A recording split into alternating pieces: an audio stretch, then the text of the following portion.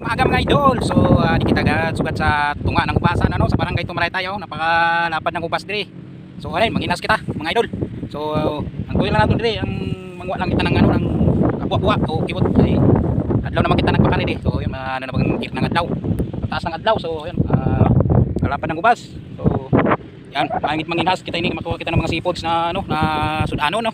So papakita ko sa inyo ang ano sugad naman kita naka ano, ayan no.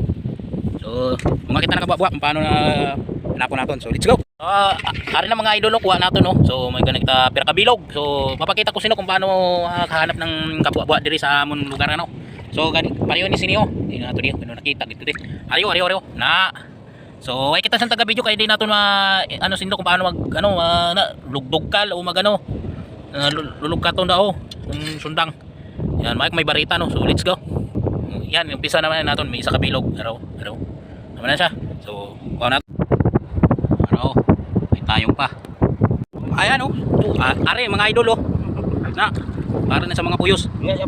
Wow, dam kaya kuha yan eh. Ni Boss Joel oh. Kinuduhan ng kabuwa-buwa. So, hindi na isda ginapanguha ko ng kabuwa-buwa. Kabuwa-buwa lang kita kay malang ng aton diri ano, bingkare, sadya. Yan oh. Ayan mga idol oh, malaki to, malaki. Dako din ako. Ano natin yan? Iba naman ta ano kabuwa.